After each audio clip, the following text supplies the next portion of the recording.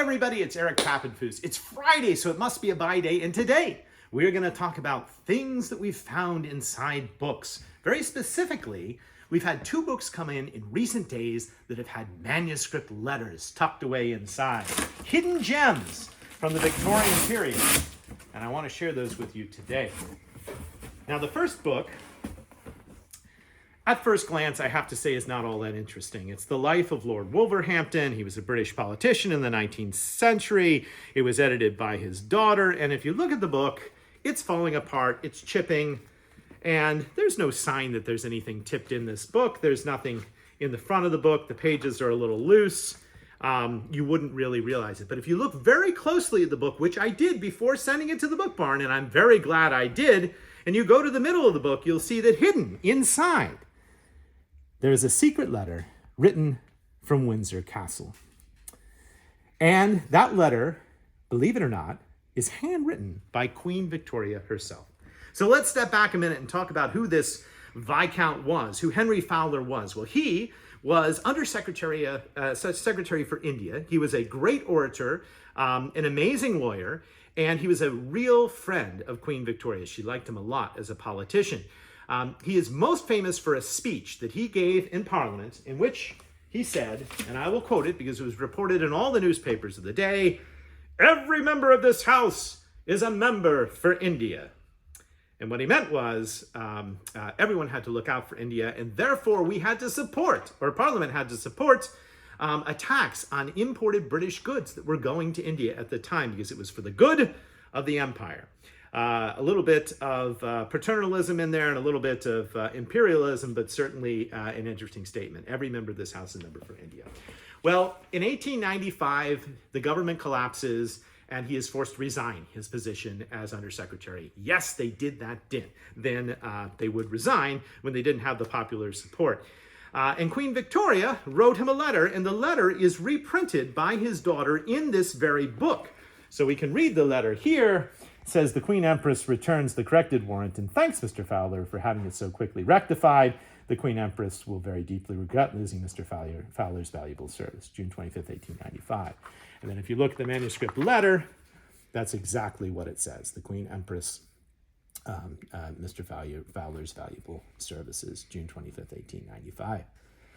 So the question is, how did this letter, which is reprinted in the book, come to be in the book? And we have one more clue, and that is in the very back of the book, there is a tag for what was, in fact, the world's first major book club called the Times Book Club of London. And the Times newspaper in London had this innovative idea that they were going to establish a book club, and you wouldn't have to pay to join. There were libraries at the time, but all the lending libraries at the time charged fees. This would be free. All you had to do was subscribe to the Times newspaper. And the Times thought it could justify this by increased subscriptions and increased advertising revenue. Well, part of the book club was to offer special editions of books like this one. And after a time, once the books had been read, after a certain number of time, they would discount and remainder the books. This is the first time you have widespread remaindering of books.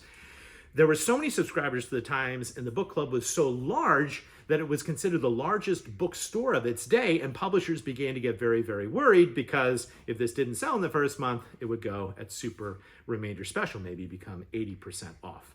So there was a lawsuit that was founded at the time between the publishing industry and the bookseller, the book club, and eventually it goes through many phases, and the book club loses and is put out of business, and the publishers win.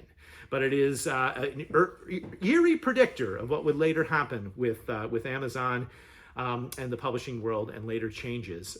And it's a very, very interesting story. So this book was specially produced for the book club. It's a blue binding as opposed to the regular red binding that was issued for the general public.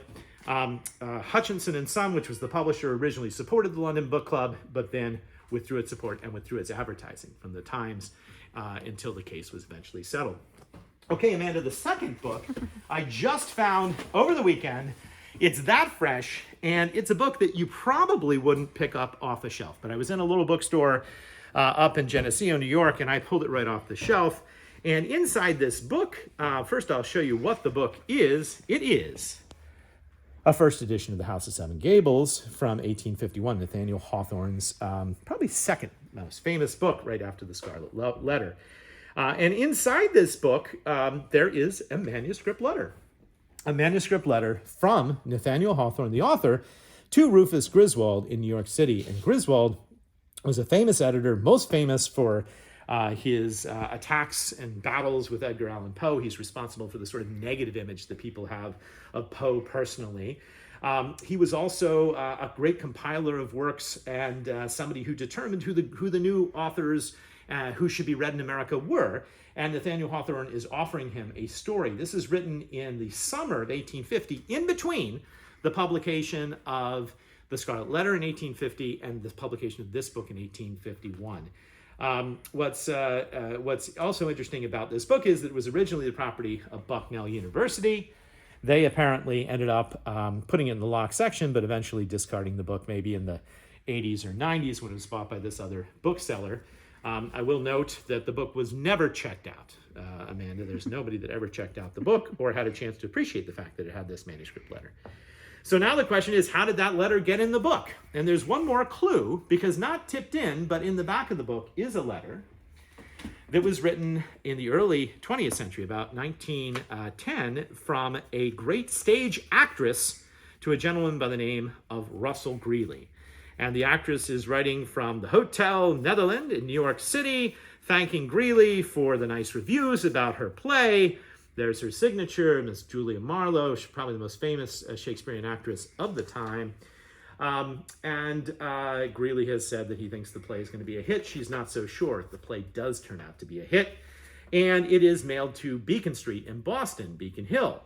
Now, Greeley is the grandson of Horace Greeley, who ran the New York newspaper, the New York Tribune at the time, and was friends with Rufus Griswold. So it only stands to reason that the letter went from Griswold to Greeley, descended to his grandson, who eventually tipped it in this book and held on to the book. Now, Greeley is interesting because he ends up leaving America and going to Paris, where he hangs out with Man Ray and Pablo Picasso in a sort of artist colony in a chateau.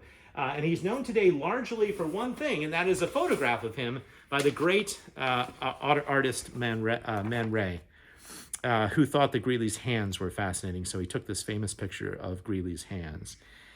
All right, Amanda, I'm going to ask you a question. Which of those two letters do you think is actually more valuable? Is it the Queen Victoria letter, or is it the Nathaniel Hawthorne letter? And let me say, by value, I mean monetary value, not historical value. I'm going to say Nathaniel Hawthorne. Okay, well, you are correct. Congratulations. And you are correct because Nathaniel Hawthorne letters apparently are very, very scarce. They don't enter the market very often, whereas it stands to reason Queen Victoria wrote a lot of letters, and they are relatively common in the marketplace, although one with good content and on letterhead is a pretty neat find in and of itself. Okay, we're going to end today with a funny book. This is a book that I pulled out of our very own tent sale just 2 weeks ago because I thought it was perhaps the most questionable cookbook I'd ever seen, and you needed to see it here on Buy Day, and that is The Barf Diet. And before you say, oh, this is a comedy book, no, it's not a comedy book. It's a very real book. BARF stands for Biologically Appropriate Raw Foods, and it's a book about how to slowly but surely change your diet from one of prepared foods and cooked foods to raw and whole foods. And not only can you enjoy such a diet, but your pet can too. The Barf Diet, I don't recommend it, but nonetheless, this book is available for your perusal at Midtown Scholar. Well, thanks for watching. We had another great Buy Day today. I'll be back next Friday and every Friday with Buy Day and adventures in the book trade right here in Harrisburg, Pennsylvania.